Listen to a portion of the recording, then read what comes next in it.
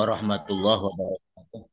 Waalaikumsalam warahmatullahi Alhamdulillah wa syukurillah wa la hawla wa la quwata illa billah.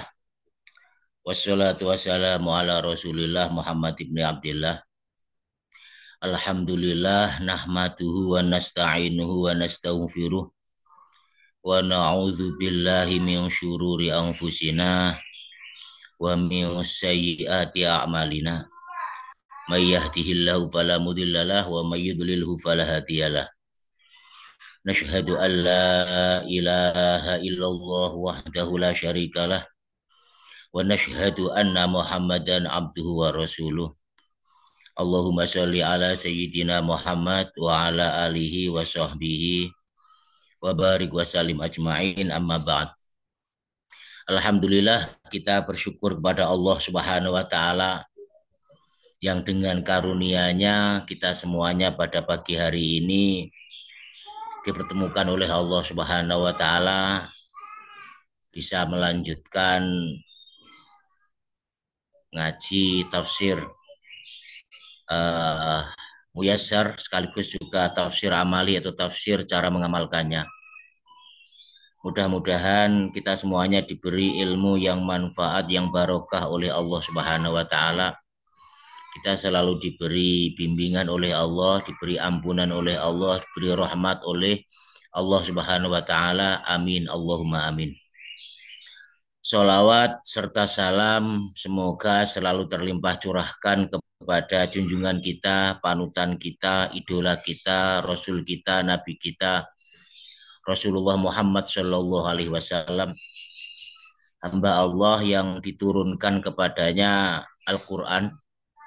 Dan pada pagi hari ini insya Allah akan kita pelajari, kita akan berusaha untuk mempelajari dan memahami sekaligus juga belajar cara bagaimana kita mengamalkan uh, surat pertama yang diturunkan Allah kepada Rasulullah ini, yaitu surat Al-Alaq. Ini adalah surah yang diturunkan pertama kali oleh Allah kepada Rasulullah ketika berada di Gua Hira. A'udzubillahi minasyaitonirrajim. Bismillahirrahmanirrahim. Iqra bismi rabbikal ladzi khalaq. Khalaqal insana min 'alaq. Ila akhir surah. Iqra, bacalah Muhammad. Bismi rabbikal ladzi khalaq. Bismi rabbika, dengan menyebut nama Tuhanmu, alladzi zat yang khalaq menciptakan. Khalaqal insan, dia Allah yang menciptakan manusia min alaq, dari segumpal darah. Di dalam kitab tafsir Muyassar disebutkan, Iqra, bacalah ayuhan nabi, wahai Nabi Muhammad, bacalah ma, apa yang unzila ilaika, diturunkan kepadamu, minal Qur'ani, dari Al-Qur'an. Muftatihan, diawali dengan bismi rabbik, menyebut nama Tuhanmu, al-mutafarrid bil khalqi, yang sendirian dalam menciptakan, yang tidak bersekutu dengan apapun. Bacalah, bacalah wahai Nabi, wahyu yang diturunkan kepadamu ini. Ketika membaca, awalilah dengan menyebut namanya Tuhanmu, yaitu Allah Subhanahu wa taala, yang telah menciptakan seluruh ciptaannya, seluruh makhluknya sendirian, al-mutafarrid, sendirian, yang tidak bersekutu, la syarikalah, yang tidak bersekutu, yang tidak memiliki sekutu di dalam menciptakan segala sesuatu. Termasuk alladzi khalaqa kulla insanin. Alladzi zat yang khalaqa menciptakan kulla insanin, setiap manusia, min qit'ah, min qit'ah, min ghalidin ahmar. Min qit'ah, dari segumpal, damin, dari segumpal darah, ghalidhi ahmar, yang berwarna merah atau yang sangat merah. Ini adalah surat pertama yang diturunkan kepada Rasulullah Muhammad Shallallahu Alaihi Wasallam. Ketika Rasulullah didatangi oleh malaikat Jibril, Iqra ya Muhammad, Kemudian Rasulullah menjawab, ma ana biqari. Iqra ya Muhammad, ma ana biqari. Kemudian sampai Iqra, kemudian Rasulullah Muhammad SAW menirukan malaikat Jibril. Iqra, Iqra, bismi rabbikal ladzi khalaq. Kemudian sampai terpatri uh, surat Al-Alaq ini sampai ayat yang ke-6 ya insya Allah ya. Ayat yang kelima sampai ayat yang kelima. Kemudian setelah ayat ini terpatri di dalam dadanya Rasulullah, kemudian baru malaikat Jibril meninggalkan Rasulullah Muhammad SAW. Jadi ini asal muasal turunnya ayat ini. Iqra bismi rabbikal ladzi khalaq. Sebenarnya dari ayat ini sangat banyak sekali kandungan-kandungan maknanya yang tersirat. Ya, kandungan-kandungan maknanya yang tersirat. Sangat banyak sekali bahwa kita semuanya sebagai umatnya Kanjeng Nabi disuruh untuk membaca, bacalah, ya, bacalah dengan menyebut nama Allah. Bacalah dengan menyebut nama Zat yang menciptakan segala sesuatu. Makanya kita diperintahkan oleh Rasulullah, disunahkan ketika mau melakukan apa saja disunahkan untuk membaca basmalah. Ya, bismillahirrahmanirrahim. Ya, bismillahirrahmanirrahim. Kemudian cara mengamalkannya bagaimana? Meskipun ayat ini diturunkan kepada Rasulullah, tetapi juga untuk kita, agar disampaikan kepada kita. Sehingga ini juga untuk kita. Karena Al-Quran itu, Rasulullah itu jadi perantara antara Allah sama kita. Jadi Rasulullah, Nabi itu sebagai perantara untuk menyampaikan wahyu-wahyu Allah kepada kita semuanya. Makanya ayat ini juga untuk kita. Ya, juga untuk kita. Ya sebagaimana kecuali kalau khusus ya dikhususkan untuk Rasulullah Muhammad SAW. Tidak sepanjang tidak ada pengkhususan ya untuk kita juga. Ada yang bisa kita amalkan, tetapi ya sesuai dengan kemampuan yang diberikan oleh Allah Subhanahu Wa Taala. Terus cara mengamalkannya bagaimana dengan surat Al-Alaq Iqra bismi rabbikal ladzi khalaq ini. Yang pertama kita baca Al-Quran. Iqra, bacalah Muhammad. Rasulullah disuruh membaca Al-Quran. Apa? Ma unzila ilaika. Iqra ayuhan nabi ma unzila ilaika minal Quran. Jadi saat itu malaikat Jibril membawa lembaran ya Iqra. Makanya kita baca Al-Quran karena menjalankan perintahnya Allah. Baik membaca hurufnya, membaca artinya, kemudian membaca maknanya atau pemahamannya dan juga membaca cara mengamalkannya. Jadi membaca itu bisa bermakna sempit, bisa bermakna luas, bisa bermakna khusus, bisa bermakna am, bisa bermakna umum. Membaca kalau arti hakikatnya, ya kita ada huruf, kita baca itu hakikatnya. Tetapi makna luasnya membaca itu ya macam-macam, termasuk membaca artinya, termasuk membaca pemahamannya bagaimana, membaca maknanya dan lain sebagainya. Maka bacalah, ya, maka bacalah. Oleh karena itu cara mengamalkan kita berusaha untuk banyak membaca Al-Quran. Kalau bisa kita sempatkan ya, kita sempatkan diri kita sesering mungkin untuk membaca Al-Quran. Demi Allah, Al-Quran itu menerangi hati kita, menerangi pikiran kita, menerangi rumah kita. Makanya bacalah rumah-rumahmu dengan Al-Quran. Karena Al-Quran itu akan menerangi rumah-rumah kalian. Kalau dalam hadisnya Nabi itu. Jadi Al-Quran itu akan menerangi rumah-rumah kalian. Maka kita sesering mungkin untuk membaca Al-Quran di rumah-rumah kita. Syukur-syukur membaca dengan memahami dan lain sebagainya. Jadi kita berusaha untuk membaca Al-Quran karena menjalankan perintahnya Gusti Allah. Iqra bismi rabbikal ladzi khalaq khalaqal insana min alaq. Kemudian yang kedua, ketika membaca Al-Quran kita awali dengan menyebut nama Allah. Iqra bismi rabbikal ladzi khalaq. Dengan menyebut nama Tuhanmu yang menciptakan. Makanya kita kalau membaca Al-Quran kita berusaha untuk menyebut namanya Allah. Ya, yaitu dengan baca basmalah. Syukur-syukur dengan ta'awud. Disunahkan dengan ta'awud. A'udzubillahi minasyaitonirrajim. Bismillahirrahmanirrahim. Kemudian yang ketiga cara mengamalkan. Di sini disebutkan khalaqal insana min alaq. Dia telah menciptakan manusia dari segumpal darah.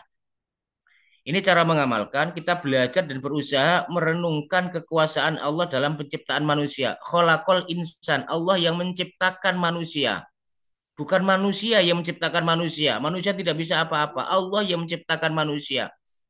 Mulai dari satu sel, ya, yaitu sel sperma yang bertemu dengan sel telur. Kemudian dia membelah menjadi 2 sel, membelah menjadi 4 sel, membelah menjadi 8 sel, terurus dengan cepatnya sambil berjalan menuju ke rahimnya ibu tadi. Kemudian berubah menjadi segumpal darah. Di sini disebutkan ya al-alaq, berubah menjadi segumpal darah. Dari segumpal darah menjadi segumpal daging. Kalau dalam ayat yang lain secara lebih rinci dijelaskan min mudghah ya, kemudian dari berubah berubah menjadi sebuah segumpal daging, dari segumpal daging berubah menjadi tulang, dari tulang dibungkus dengan daging dan lain sebagainya sampai sempurna penciptaan manusia di alam kandungan. Ada yang menjadi rambut, ada yang menjadi telinga, ada yang menjadi mata, ada yang menjadi gigi dan lain sebagainya. Yang asalnya adalah 1 sel. Ini adalah semua adalah keajaiban-keajaiban dari Allah Subhanahu wa taala, tanda-tanda bukti-bukti bahwa Allah itu maha kuasa untuk menciptakan sesuatu yang sebelumnya tidak ada menjadi ada. Kita 100 tahun yang lalu tidak ada, sekarang menjadi ada. Dan mungkin kemungkinan besar, ya, bukan hanya kemungkinan besar saja ya, bisa jadi semuanya 100 tahun lagi semuanya akan tidak tiada. Ya, semuanya akan tiada. Makanya kita belajar berusaha merenungkan kekuasaan Allah dalam proses penciptaan manusia. Kemudian yang berikutnya cara mengamalkan, kita sadari bahwa diri kita ini adalah ciptaannya Gusti Allah. Kita sadari yang dulunya adalah segumpal darah, sama-sama dari segumpal darah. Ya, agar kita tidak sombong, agar kita tawadhu kepada Allah Subhanahu wa taala. Kita dulunya adalah dari air yang hina, yaitu dari air mani yang diciptakan oleh Allah di rahim ibu kita dan lain sebagainya. Makanya kita banyak menyadari bahwa diri kita ini adalah khalaqal insana min alaq. Kita diciptakan oleh Allah dari segumpal darah, ya dari segumpal darah. Kemudian Allah Subhanahu wa taala melanjutkan, Iqra wa rabbukal akram. Iqra dan bacalah. Bacalah Muhammad. Iqra ayuhan nabi. Wa rabbukal akram. Iqra. Iqra apa? Ma unzila ilaika. Iqra. Bacalah Al-Quran. Bacalah firman-Nya Gusti Allah yang diturunkan kepadamu. Wa rabbukal akram. Ai wa inna rabbaka. Dan sungguh Tuhanmu itu lakafirul ihsan. Banyak sekali baiknya. Atau diterjemahkan dengan maha baik. Karena tak terbatas kebaikan Allah Subhanahu wa ta'ala. Wasi'ul jud, artinya ikram itu mulia, itu adalah kasirul ihsan wa wasi'ul jud. Jadi banyak baiknya dan banyak murahnya. Pemurah. Pemurah itu apa saja diberi. Ya apa saja diberi oleh Allah Subhanahu wa taala. Itu namanya al-akram, orang yang mulia, apa itu? Zat yang maha mulia. Orang mulia itu seperti itu. Orang mulia itu orang yang sangat baik sekali, sangat pemurah dan lain sebagainya. Allah Subhanahu wa taala bukan hanya baik dan pemurah, maha baik dan maha pemurah. Ya, maha baik dan maha pemurah. Betapa kita semuanya ini banyak diberi kebaikan-kebaikan oleh Allah Subhanahu wa taala. Diberi apa saja oleh Allah Subhanahu wa taala. Oksigen kita diberi oleh Allah, kita butuh oksigen, kita bisa bernafas, diberi oleh Allah Subhanahu wa taala yang menciptakan oksigen, yang menciptakan paru-paru kita, yang menciptakan hidung kita. Bahkan kita butuh makan, Allah menciptakan padi, Allah menciptakan jagung, Allah menciptakan kedelai, Allah menciptakan apa saja. Kita butuh buah, Allah yang menciptakan buah.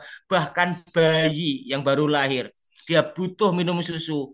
Allah yang menciptakan seorang ibu itu tiba-tiba dari susunya keluar air susu. Subhanallah.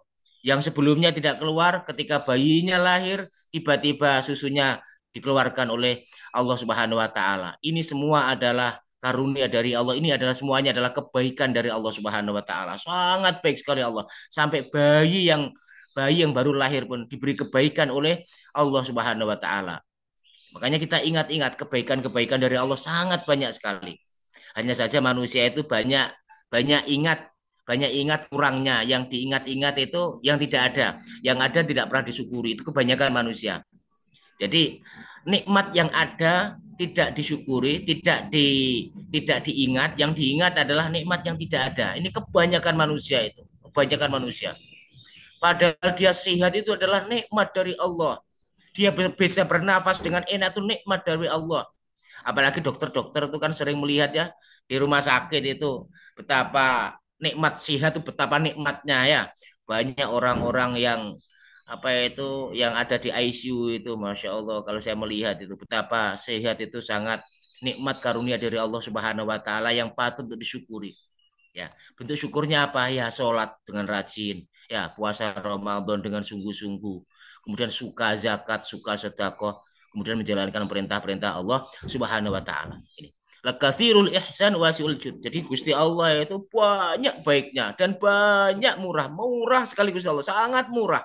Ya, sangat murah. Kita butuh minum, Allah Subhanahu wa taala yang menciptakan air hujan. Ya, yang menciptakan lautan pertama kali siapa kalau bukan Allah Subhanahu wa taala? Bahkan orang kafir pun saking baiknya Allah. Orang kafir pun semuanya juga dicukupi oleh Allah Subhanahu wa taala kebutuhan di dunianya. Ini saking baiknya Gusti Allah. Makanya Allah mengingatkan Rasulullah, "Iqra wa rabbukal akram." Iqra, bacalah Muhammad. Sungguh Tuhanmu tuh maha baik dan maha murah. Al-Akram maha mulia. Tuhanmu tuh maha mulia, maha baik, maha baik, maha pemurah. Wa rabbukal akram. Iqra wa rabbukal akram. Bacalah. Ya, kalau kita semuanya caranya bagaimana kita mengamalkan? Ya kita baca, kita tangkap betapa Allah itu maha murah, maha baik. Betapa banyak kebaikan yang berikan kepada kita. Kita tangkap kebaikan-kebaikan dari Allah untuk kita. Kita tangkap agar kita bisa bersyukur kepada Allah Subhanahu wa taala. Mata kita bisa melihat, telinga kita bisa mendengar, otak kita bisa berpikir dan lain sebagainya. Kita dikasih gigi oleh Allah dan lain sebagainya. Kita tangkap kebaikan Allah, kita tangkap kemurahannya Allah Subhanahu wa taala. Itu cara mengamalkan. Iqra, bacalah ya. Kita disuruh Allah untuk membaca. Bacalah. Ayo wocon, wocon. Nek Gusti Allah tuh mau mulia, wocon. Bacalah. Ibaratnya seperti itu ya. Iqra wa rabbukal akram. Alladzi 'allama bil qalam. Alladzi zat yang 'allama mencipta yang mengajari bil qalam dengan pena. Yang mengajari manusia dengan pena. Ini artinya adalah alladzi zat yang 'allama yang menciptakan khalqahu, ciptaannya yaitu manusia, al-kitabah bil qalam, yaitu menulis dengan pena. Kemudian allamal insana malam ya'lam, yaitu dia mengajarkan manusia apa yang tidak diketahuinya, malam ya'lam. Artinya adalah allamal insan, Allah Subhanahu wa taala mengajari manusia dengan pena tersebut yaitu baca dan tulis, membaca dan menulis. Malam yakun ya'lam. Sebelumnya itu tidak tahu menjadi tahu. Wa naqalahu, dan Allah yang memindahkan manusia itu min dzulmatil jahli, dari gelapnya kebodohan, karena bodoh itu gelap. Gelap itu kan tidak tahu, tidak bisa melihat. Makanya disebut gelap. Ya, disebut gelap. Bodoh itu disebut gelap. Sebab apa? Sebab orang bodoh itu orang yang tidak tahu. Sama seperti diilustrasikan, diibaratkan seperti gelap. Kalau nggak ada cahaya gelap kan kita nggak tahu. Sehingga kadang-kadang nyasar-nyasar dan lain sebagainya. Maka kemudian Allah memindahkan min dzulmatil jahli, dari gelapnya kebodohan, ila nuril ilmi, menuju terangnya cahaya. Karena ilmu itu adalah cahaya. Karena dengan ilmu orang mengetahui. Ya, kalau ada cahaya kan kita bisa melihat apa-apa ya. Bisa melihat substansinya. Oh, warnanya itu hitam. Oh, warnanya itu kuning. Oh, warnanya itu merah. Oh, itu kursi. Oh, itu apa-apa-apa. Itu gelas. Kalau terang itu. Tapi kalau gelap kita nggak bisa melihat. Ada kursi nggak bisa melihat. Begitu juga ketika ketika hal itu sifatnya adalah abstrak, yang bersifat apa itu di dalam otak dan di dalam hati. Kalau orang gelap tidak tahu, sehingga yang haram terjang dan lain sebagainya.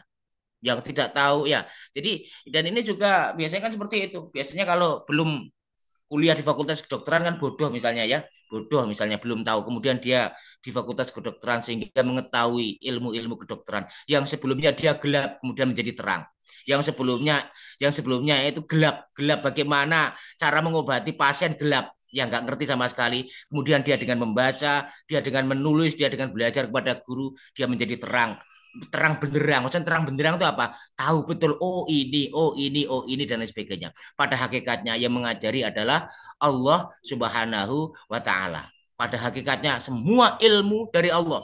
Semua ilmu. Ya, baik itu ilmu agama atau ilmu umum semuanya dari Allah. Ilmu kedokteran ya dari Allah, ilmu nuklir ya dari Allah, ilmu fisika ya dari Allah. Semua ilmu pada hakikatnya adalah dari Allah Subhanahu wa taala, diajarkan kepada manusia. Kemudian cara mengamalkan bagaimana? Yang pertama, tadi sudah saya singgung ya, kita berusaha membaca dan menangkap betapa Allah itu maha mulia. Iqra wa rabbukal akram yang tadi sudah saya jelaskan. Bacalah, Tuhanmu itu maha mulia, maha baik. Baik Tuhanmu, sangat baik sekali. Bukan hanya sangat, maha baik. Andai kata di dunia ada orang yang sangat baik, sangat pemurah, wahweh nyahnyo. Kalau dalam bahasa Jawanya itu wahweh nyahnyo. Maka Allah lebih baik lagi, lebih pemurah, jauh-jauh lebih pemurah lagi. Allah itu maha baik dan maha pemurah. Itu yang pertama, kita berusaha untuk menangkap agar kita bisa menjadi hamba yang pandai bersyukur kepada Allah Subhanahu wa taala. Kemudian cara mengamalkan yang kedua, alladzi allama bil qalam. Ya, ya cara mengamalkan itu adalah di antara kebaikan dan kemurahannya Allah adalah kita diberi ilmu oleh Allah melalui membaca dan menulis. Kita dikasih ilmu dan itu adalah kebaikan yang tak terhingga bagi saya. Bagi saya ilmu itu adalah kebaikan yang tertinggi karena manusia itu nilainya adalah ilmu. Jika nggak punya ilmu nggak bernilai manusia itu. Kalau punya ilmu bernilai. Makanya yarfa'illahu ladzina amanu minkum waladzina utul ilma darajah itu. Karena ilmu lah. Manusia itu berkualitas apa tidak berkualitas tergantung ilmunya. Semakin tidak punya ilmu semakin tidak berkualitas.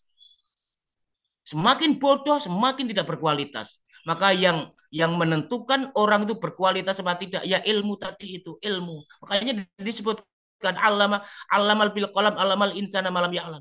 Dan ini adalah kemurahan kebaikan Allah yang diberikan kepada manusia. Apa itu ilmu? Hewan tidak dikasih ilmu oleh Allah Subhanahu wa taala.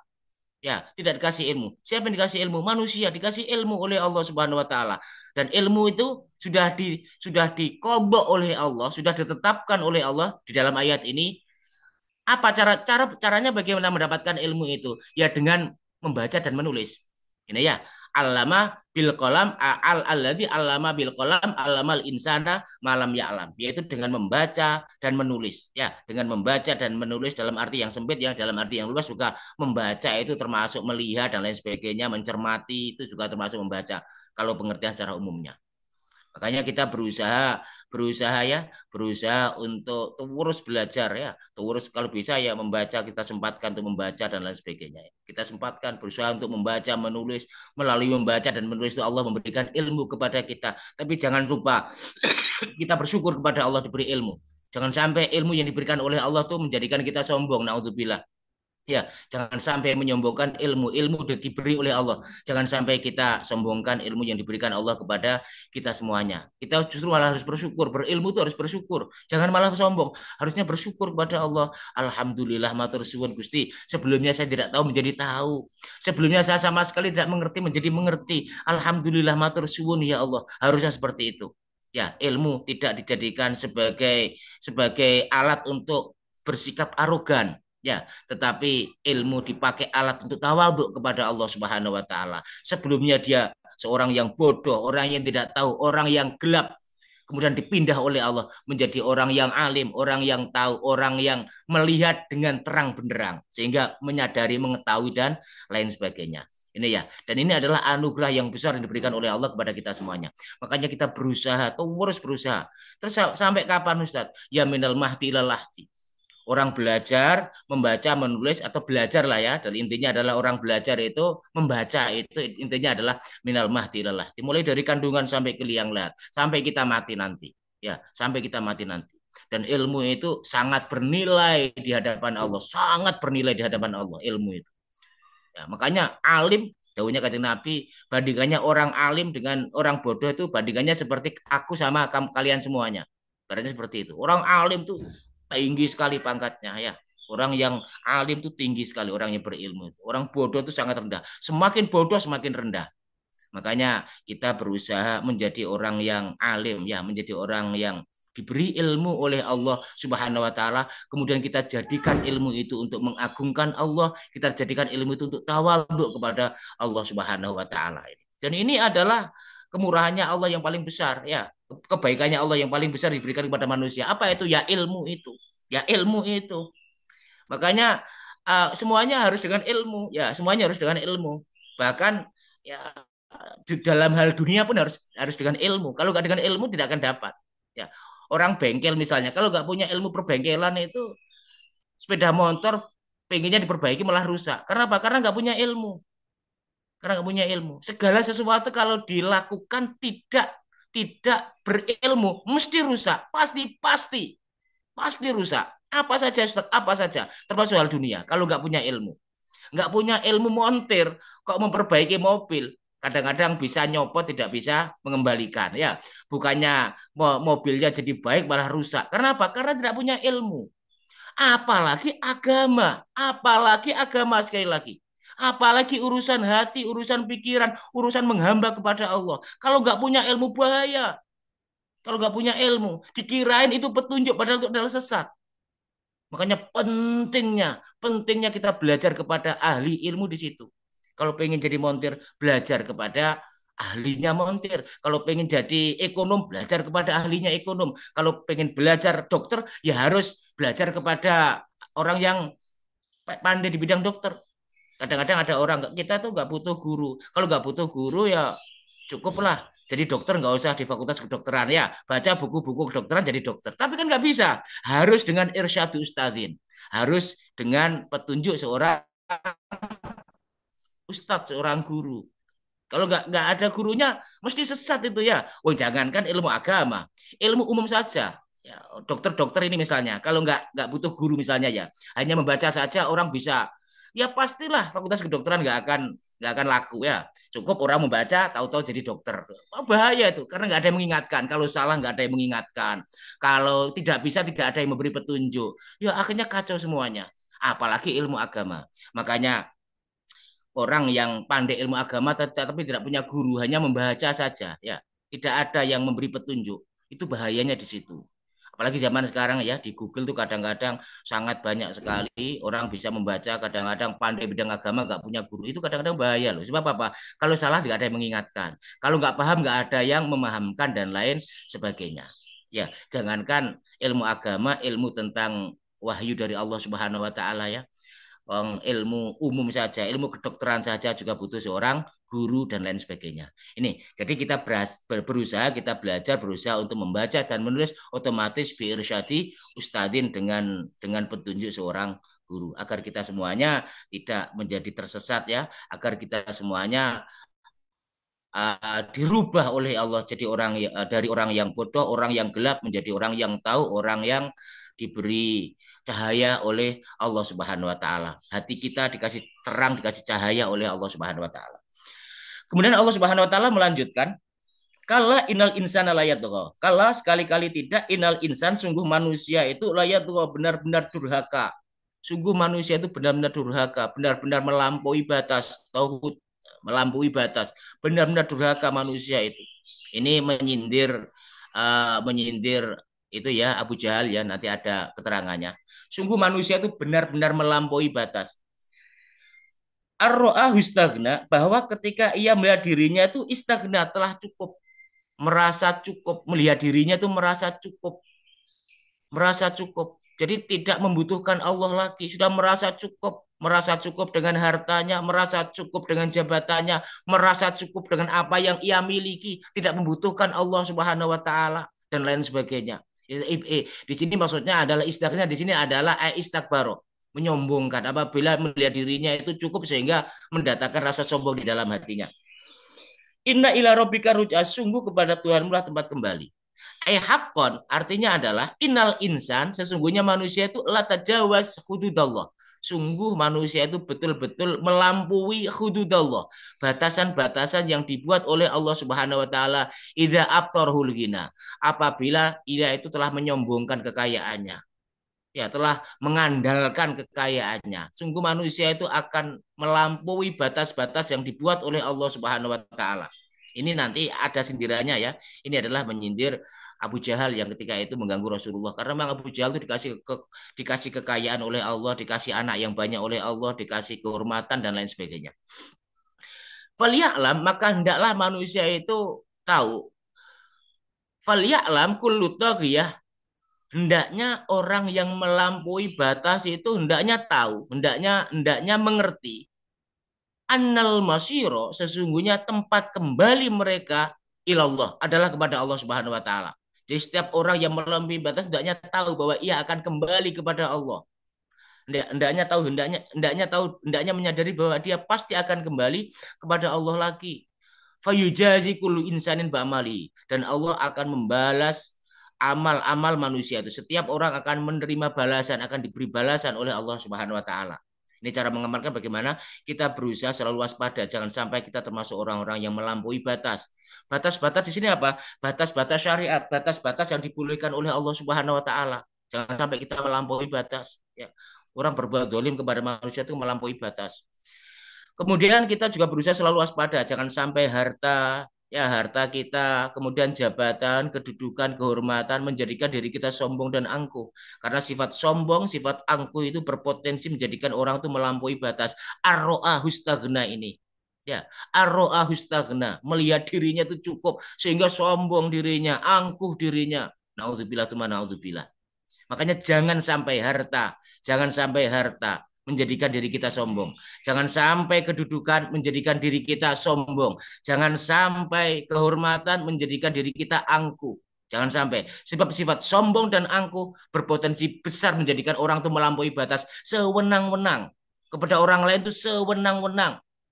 Ya, sewenang-wenang. Tidak melihat orang lain tersakiti. Tidak melihat orang lain terzolimi. Tidak melihat orang lain itu dan lain sebagainya. Dia akan sewenang-wenang. Kadang-kadang nggak punya hati nurani dan lain sebagainya. Sebab apa? Sebab ini loh. Sifat dua ini. Apa itu sombong dan angkuh. Makanya jangan sampai kita sombong dan angkuh ya. Kita tawadhu kepada Allah Subhanahu wa taala. Kemudian cara mengamalkan berikutnya kita ingat-ingat. Meski kaya, mesti jabatan tinggi, orang terpandang dan lain sebagainya. Pasti akan kembali kepada Allah Subhanahu wa taala. Sekaya-kayanya orang pasti akan mati.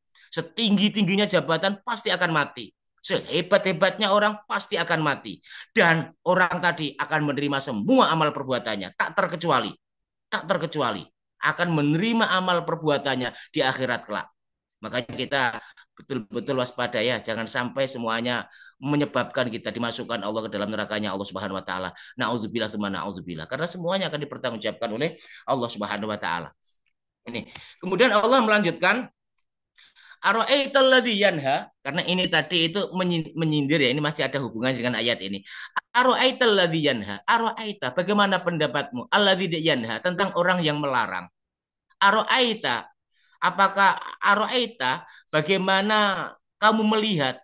Aro'aita, a'jaba min tughyani hadzal rajul, yaitu yang paling mengherankan, yang paling mengherankan karena seseorang ini sangat melampaui batas. Siapa itu?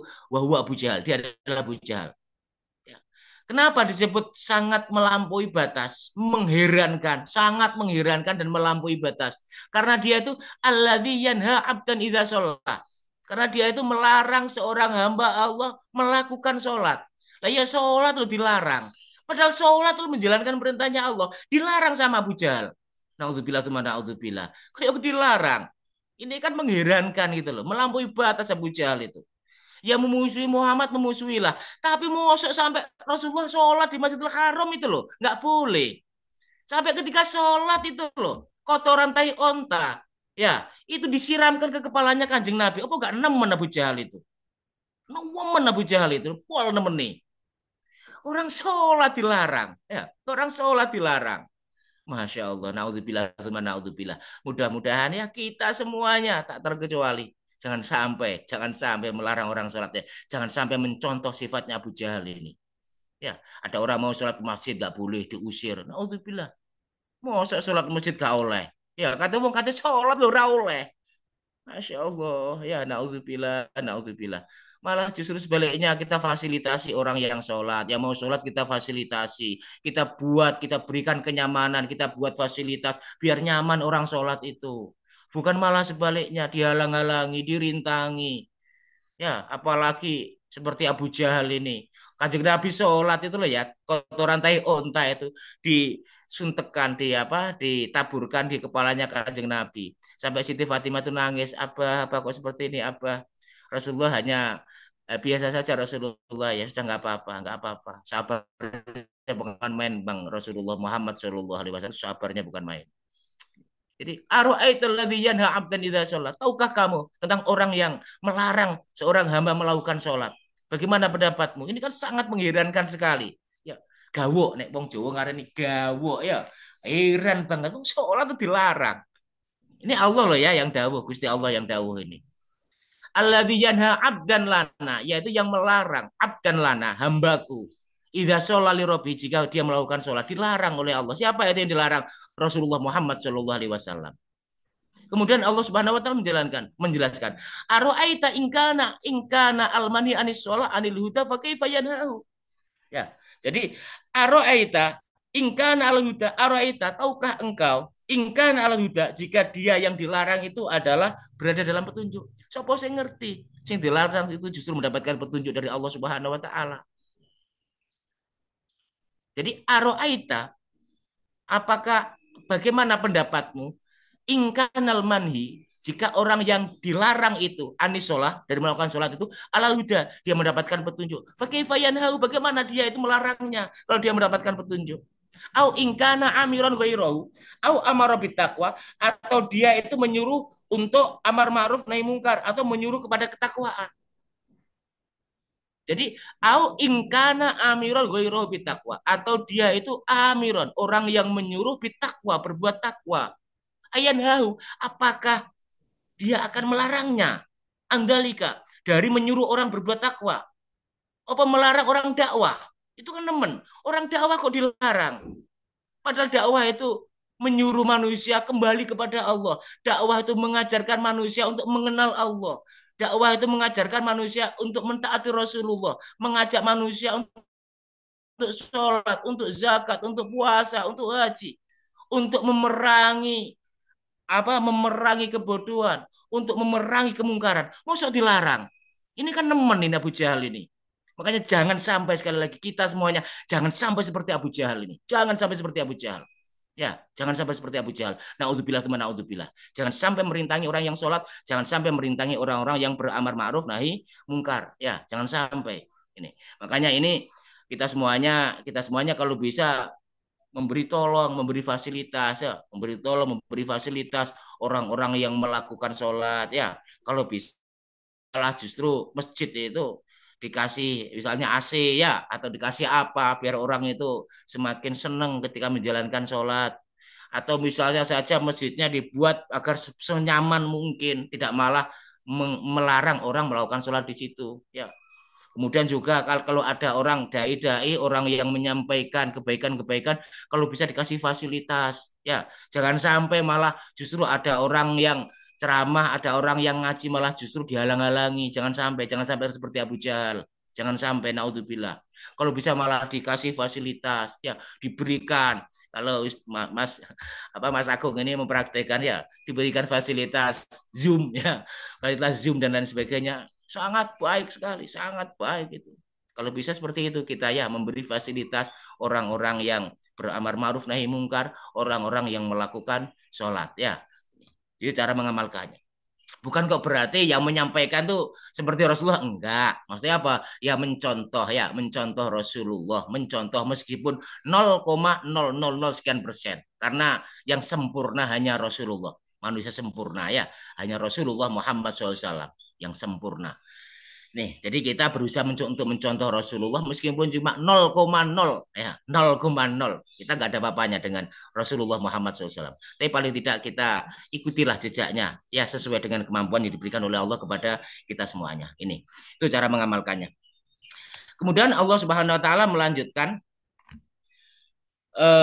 aro'aita in kadzdzaba wa tawalla. Aro'aita, tahukah engkau in kadzdzaba wa tawalla, jika dia, yaitu Abu Jahal, kadzdzaba, mendustakan, watawala, dan berpaling. Arwa'ita in kadzdzaba hadzan nahi. Tahukah kamu atau bagaimana pendapatmu jika yang mendustakan atau orang yang melarang ini adalah mendustakan Rasulullah? Ya, makanya ini adalah sindiran ya kepada Abu Jahal. Makanya kita berlindung kepada Allah dari mendustakan Allah, mendustakan Rasulullah Muhammad Shallallahu Alaihi Wasallam. Dan ini jangan sampai kita berpaling dari keduanya, dari Allah, dari Rasulullah Muhammad Shallallahu Alaihi Wasallam. Jangan sampai. Wa anhu, dan juga berpaling dari Rasulullah Muhammad Shallallahu Alaihi Wasallam, dari Allah Subhanahu Wa Taala. Alam ya'lam bi anna Allah yara. Alam ya'lam bi anna Allah yara. Alam ya'lam, tidakkah ia mengetahui bi anna Allah, sesungguhnya Allah itu yara, melihat. Apakah Abu Jahal itu nggak menyadari bahwa Allah itu melihat? Bukan hanya Abu Jahal saja ya, untuk kita juga sebagai hamba-hamba Allah. belajar menghamba kepada Allah. Tidakkah menyadari Allah melihat perilaku kita? Yang kita perbuat itu loh Allah tahu. Apa yang kita perbuat Allah tahu. Ketika kita melarang orang Allah tahu. Ketika kita menolong orang Allah tahu.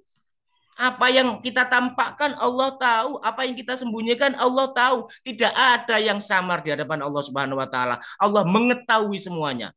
Makanya kita waspada, kita hati-hati ya. Kita waspada, kita hati-hati. Semuanya dilihat oleh Allah. Makanya dalam bertindak tanduk, berperilaku kita hati-hati ya. Apakah mereka tidak menyadari alam ya'lam? Tidakkah dia Abu Jahal itu mengetahui bi Allah yaro, bahwa Allah itu selalu melihat. Ya melihat bagaimana ketika dia itu mengambil kotoran unta kemudian disiramkan ke kepala kanjeng Nabi. Bagaimana ketika kanjeng Nabi dihalang-halangi itu ke Masjidil Haram. Bagaimana kanjeng Nabi dihina-hina ketika dakwah. Dihina-hina taban antaya Muhammad dan lain sebagainya itu. Ini ya Abu Jahal itu. Abu Jahal itu Masya Allah ya Abu Jahal itu. Termasuk Abu Lahab ya Abu Jahal. Dan ini yang menghalang-halangi ini kasusnya adalah Abu Jahal yang menghalang-halangi. Ya masih keluarganya Rasulullah Muhammad Shallallahu Alaihi Wasallam. Abu Jahal ini. Kalala ilam yantahi lanas fa'am binasyah. Jadi ini cara mengamalkan bagaimana kita lanjutkan ya. Alam ya alam bi anna Allah yara. Alam ya alam. Tidakkah ia Abu Jahal itu mengetahui bi anna Allah sesungguhnya Allah Subhanahu wa taala yara kullama yaf'al. Selalu melihat atau selalu melihat kullama yaf'al apa yang ia kerjakan. Tidakkah dia menyadari? Laisal amru kama yaz'amu Abu Jahal. Perkaranya tidak seperti apa yang dianggap oleh Abu Jahal. Bahwa Abu Jahal itu menganggap Allah tidak melihat. Gak bagaimana menganggap Allah melihat? Lalu Abu Jahal itu tidak mempercayai Allah Subhanahu wa taala kok, tidak beriman kok. Bagaimana Abu Jahal bisa melihat? Ya otomatis Abu Jahal itu orang yang buta, orang yang tidak melihat Allah Subhanahu wa taala, ya pasti tidak menyadari. Oleh karena itu, kita berlindung kepada Allah dari mendustakan Allah, maksudnya mendustakan Al-Qur'an, dari mendustakan Rasulullah, maksudnya mendustakan hadis. Ya, kita berlindung kepada Allah, jangan sampai mendustakan Allah dan Rasulnya. Dan juga kita berlindung kepada Allah dari berpaling dari Al-Quran sama hadis. Kita pegang Al-Quran sama hadis ya, kita pegang. Jangan sampai kita keluar dari Al-Quran sama hadis. Kemudian yang kedua, kita banyak-banyak menyadari bahwa ucapan, perbuatan kita selalu didengar dan dilihat oleh Allah Subhanahu wa taala. Alam ya alam bi anna Allah yara. Kita ingat-ingat itu ya. Alam ya alam bi anna Allah yara. Apakah dia tidak tahu bahwa Allah selalu melihat?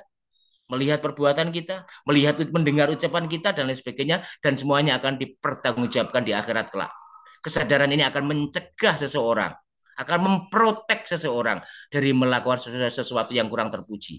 Maka apa kesadaran apa? Kesadaran bahwa perbuatan kita selalu dilihat oleh Allah, ucapan kita didengar oleh Allah, sehingga dia dalam bertindak tanduk, dalam berucap selalu hati-hati waspada, jangan sampai menjadikan Allah murka.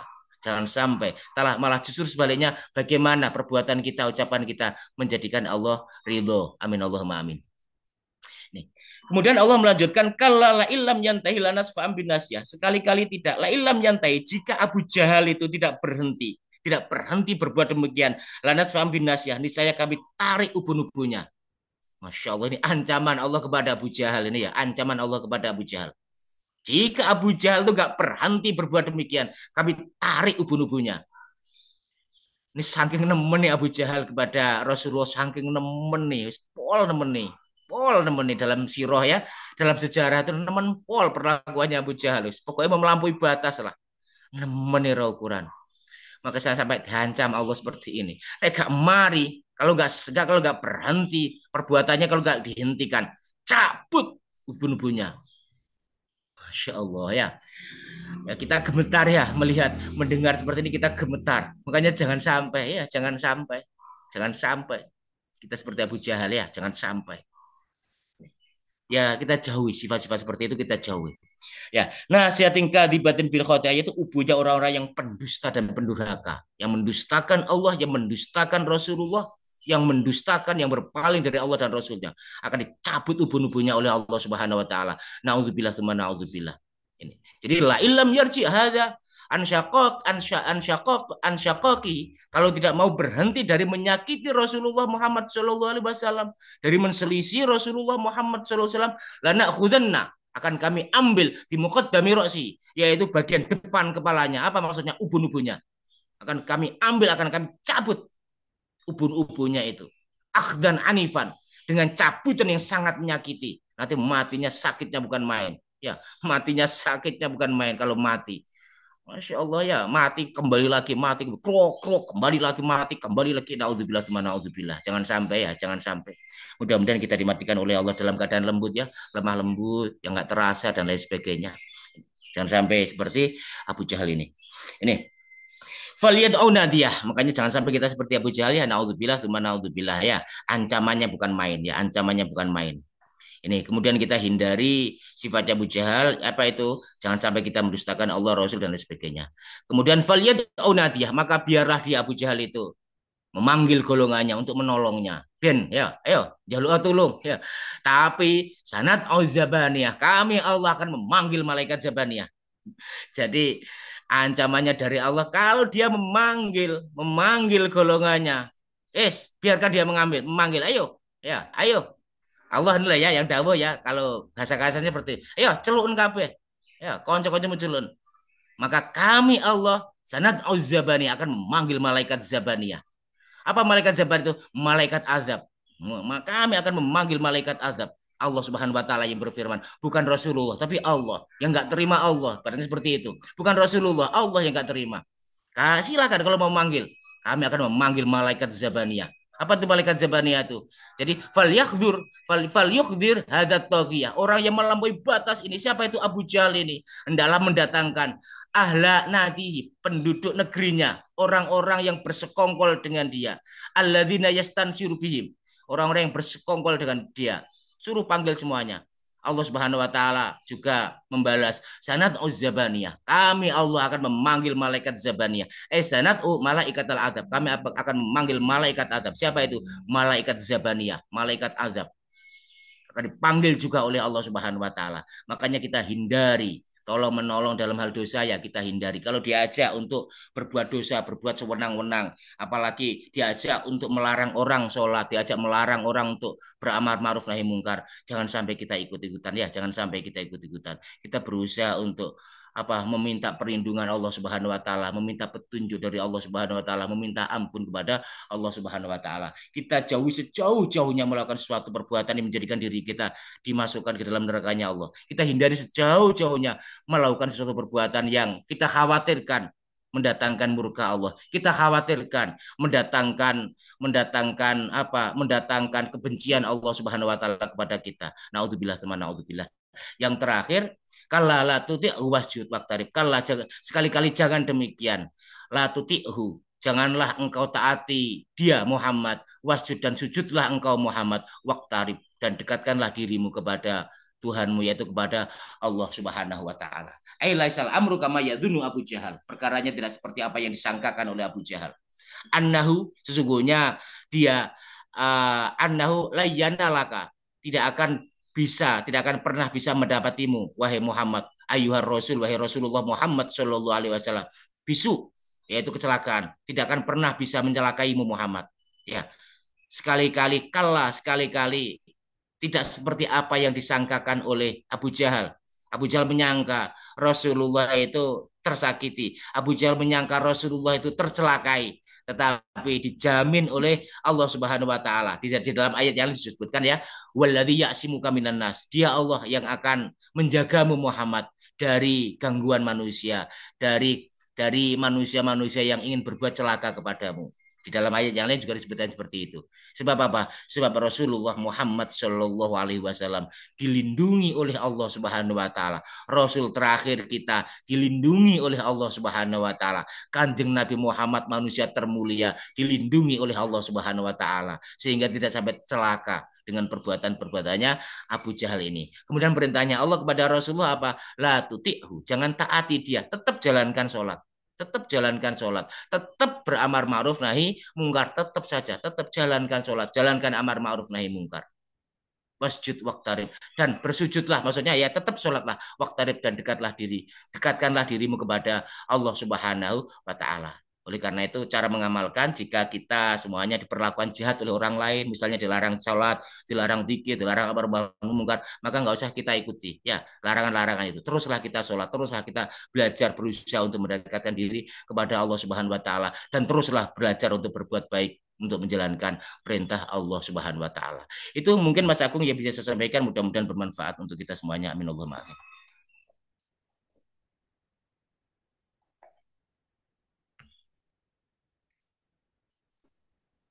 Betul sangat Ustaz.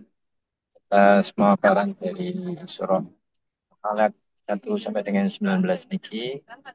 Kemudian sebelumnya karena ini di sekolah anak kami ada acara peringatan Isra Mi'raj sehingga ini terpaksa sedang dalam perjalanan ke sekolah. Pokok dari hadirin apabila ada yang ingin ditanyakan atau didiskusikan atau menanyakan hal yang lain dapat mengetik dari kolom chat atau secara langsung. Monggo. Nawi tadi Ustaz saya izin bertanya. Eh, Tadi kan eh, dikatakan tidak boleh menghalangi orang yang sholat ya Ustaz. Namun tapi di beberapa masjid itu kan ada yang melarang anak kecil untuk masuk masjid. Sedangkan ada beberapa pendapat bahwa anak kecil ya walaupun belum mengerti sholat tetap kita ajak ke masjid agar bisa pembiasaan. Tapi yang penting tidak sampai meneteskan najis begitu. Namun arahan gitu, Ustaz. Artinya apakah ada pendapat yang pertengahan antara dua ini kan itu sangat berbeda ya. Satu melarang sama sekali ya. Dan yang satu uh, mengajak untuk membiasakan sholat. Betul, Ustaz? Eh, saya belum pernah membaca Mas Agung pendapat-pendapat ulama terkait ini ya. Tadi katanya ada dua pendapat, saya belum pernah membaca. Tapi saya punya pemahaman bahwa hendaknya jangan dilarang.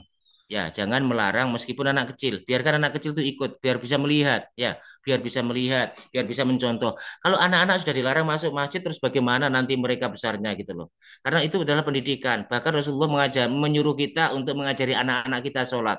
Salah satu di antara bentuk mengajari anak-anak kita sholat, ya kita ajak ke masjid, membiasakan anak ke masjid. Jadi masuk masjid anak-anak bagi saya jangan dilarang gitu loh. Tapi kalau misalnya rame ya kita tegur. Tapi jangan dilarang ya, kita tegur kalau rame. Jangan dilarang, kalau dilarang malah tidak. Kecuali kalau bayi ya, kalau bayi dikhawatirkan nanti ngompol, itu nggak apa-apa dilarang. Dilarangnya itu karena ya takut nanti kalau ngompol itu Mas Agung, kalau ada najis dan sebagainya. Kalau alasannya itu tidak apa-apa. Tapi kalau alasannya karena rame, karena apa, ya bagi saya itulah tidak jangan jadikan sebagai alasan lah. Karena bagaimanapun Rasulullah menyuruh kita untuk mengajari anak-anak kita mulai 7 tahun, Mas Agung. Berarti di bawah 7 tahun itu nggak boleh misalnya ya nggak apa-apa ya di bawah 7 tahun karena kan masih bayi ya, khawatir nanti ngompol dan lain sebagainya. Tapi kalau sudah 7 tahun ke atas silahkan ya. Kalau kita mau beristihad ya, kita mau itu monggo. Karena memang Rasulullah itu menyuruh kita untuk mengajari anak-anak kita sholat itu sejak umur 7 tahun dan pukullah ketika mereka itu berumur 9 tahun 10 tahun. Jadi uh, jangan kalau bisa jangan dilarang ya, jangan dilarang anak kecil ikut sholat di masjid jangan dilarang. Kalaupun rame ya nanti kita tegur dan sebagainya. Namanya anak-anak lah ya, namanya anak-anak seperti itu. Jangan sampai kita tegur. Wong niatnya kita juga baik ya. Ini niatnya adalah menjalankan firmannya Allah, menjalankan sabdanya Rasulullah Muhammad Shallallahu Alaihi Wasallam. Makanya jangan sampai karena kegaduhan anak-anak itu menjadikan mereka kita larang masuk masjid. Jangan sampai ya. Kalau bisa malah justru diajak anak-anak ke masjid. Kalau pengen nggak bisa khusyuk Ustadz ya, pengen khusyuk di rumah saja lah ya. Di rumah saja lah nggak apa-apa kalau pengen khusyuk. Jadi kita maslahat umum lebih didahulukan daripada maslahat khusus. Jadi di kata fikih itu ada Mas Agung. Al masalah al amah muqaddamun alal masalah al khosok. Kemaslahatan umum harus didahulukan daripada kemaslahatan khusus. Ini. Jadi kemaslahatan umum apa? Mengajari banyak orang. Kemaslahatan khusus apa? Khusyuk. Kalau pengen khusyuk ya sholat di rumah ya. Kalau pengen khusyuk. Kalau di masjid itu untuk umum kok dan lain sebagainya. Maka kita ajarilah anak-anak itu. Kalau bisa jangan dilarang. Kalau menurut saya seperti itu, Mas Agung. Tapi kalau pendapat ulama saya terus terang belum membacanya, Mas Agung. Baik, matur nuwun Ustaz. Monggo dari hadirin ada yang ingin ditanyakan lagi.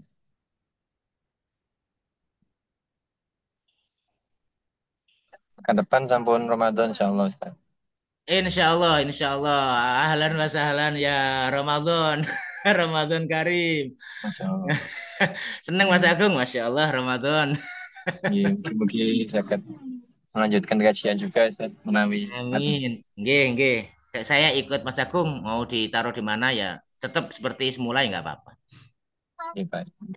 Terakhir mungkin Ustaz, tadi melanjutkan pertanyaan saya tadi tentang anak-anak. Kadang kan anak kami kan masih umur di bawah 5 tahun ya, balita, dan sering kadang ketika sholat itu nangis bahkan minta gendong gitu. Ya. Nah itu bagaimana Ustaz, kalau kita sedang sholat kemudian anak kita menangis minta gendong atau bagaimana ketika kita sholat itu sambil menggendong apakah boleh? Terus. Iya, memang saya belum pernah melihat ya, belum melihat kasusnya. Tapi ada memang dalam hadisnya Kanjeng Nabi itu pernah sholat sambil menggendong Sayyidina Hasan kalau nggak Husain ya, karena mereka nanti kalau dilepas Kanjeng Nabi itu bisa bisa jatuh malah justru berbahaya. Tapi saya tidak pernah melihat kasusnya seperti itu. Tapi apa ya Pak Mas Agung ya? Andai kata kalau gini, jadi sholat itu batal jika ada gerakan-gerakan yang liwiril hajah. Kalau tidak ada hajat, tidak ada kebutuhan, itu yang saya pelajari dari fikih seperti itu. Jadi misalnya nggak ada kebutuhan apa-apa, tapi dia kok bergerak dan gerakannya itu di luar sholat, maka batal sholatnya. Tetapi bergeraknya itu kok lil hajah, karena ada kebutuhan penting sekali, mendesak sekali. Misalnya saja ini sambil sambil saya kasih contoh. Misalnya saja kita lupa mematikan HP, ya kita lupa. Tiba-tiba di tengah sholat, jamaah itu di masjid, tapi kita bunyi misalnya, maka kita boleh mematikan HP. Tapi dimatikan Mas Agung ya, dimatikan boleh dalam rangka biar tidak mengganggu orang lain sholat. Dimatikan setelah itu diteruskan sholatnya, dimatikan setelah itu diteruskan sholatnya. Itu tidak membatalkan sholat. Tetapi kalau diangkat, halo, itu baru batal sholatnya ya, baru batal sholatnya. Tapi kalau nggak diangkat, dimatikan, tujuannya biar tidak mengganggu orang sholat, maka boleh. Mungkin ya ini saya belum tahu tapi ini masih masih jawaban sementara saya. Mungkin kalau anak nangis daripada mengganggu orang yang lain sholat, kemudian kita angkat, kita gendong, kita teruskan sholat, mungkin tidak apa-apa masuk. Tapi jawaban saya sementara ya, belum pasti jawaban saya sementara. Mungkin tidak apa-apa karena dikiaskan dengan tadi itu lil haja karena ada kebutuhan. Insya Allah tidak membatalkan sholat karena lil haja karena ada kebutuhan daripada kalau dibiarkan nanti anak kecil yang nangis tadi itu mengganggu orang lain sholat nggak apa-apa nanti digendong sambil kita sholat. Insya Allah nggak apa-apa. Ya, saya semakin yakin Insya Allah nggak apa-apa masuk nggak membatalkan wudhu karena itu lil haja karena ada kebutuhan dan kalau dibiarkan justru malah mengganggu banyak orang yang sholat dan saya sendiri terus terang saya sendiri nggak tahu kalau orang lain kalau ada anak kecil kok nangis terus ketika sholat itu sangat mengganggu sekali sangat terganggu ya saya sangat terganggu sekali makanya lebih bagus orang tuanya gendong sambil dia sholat insya Allah tidak apa-apa Mas Agung insya Allah. Baik, teman sangat. Mungkin karena waktu juga kita harus akhiri kajian pada pagi hari ini. Terus saya sekali lagi tajak bahwa khair kepada Ustadz dan hadirin sekalian yang sudah menyempatkan hadir pada kajian pada Sabtu pagi ini. Semoga kita mendapatkan ilmu yang barokah dan manfaat dari kajian pada pagi hari. Monggo kalau bisa berkenan untuk memimpin doa Ustaz menutup kajian ini. A'udzubillahi minasyaitonirrajim. Bismillahirrahmanirrahim. Allahumma shalli ala sayyidina Muhammad walhamdulillahirabbil alamin. Allahumma ighfir lana warhamna wahdina innaka antal ghafurur rahim. Rabbana la tuzigh qulubana ba'da idh hadaitana wa hab lana min ladunka rahmah innaka antal wahhab. Rabbana atina fid dunya hasanah wa fil akhirati hasanah wa qina adzabannar wa sallallahu ala sayyidina Muhammad walhamdulillahirabbil alamin. Kurang lebihnya saya mohon maaf yang sebesar-besarnya. Wabillahi taufiq wal hidayah wa ridwan wal inayah. Wassalamualaikum warahmatullahi wabarakatuh. Assalamualaikum warahmatullahi wabarakatuh. Kita akhiri dengan bacaan hamdalah. Alhamdulillahirabbil alamin. Istighfar dan doa kafir masjid. Bismillahirrahmanirrahim. Subhanakallahumma bihamdika asyhadu an la ilaha illa anta astaghfiruka wa atubu ilaik. Allahumma barik lana fi Rajab wa Sya'bana wa ballighna Ramadan. Terima kasih dan mohon maaf. Ihdinas siratal mustaqim. Assalamualaikum warahmatullahi wabarakatuh. Waalaikumsalam warahmatullahi wabarakatuh.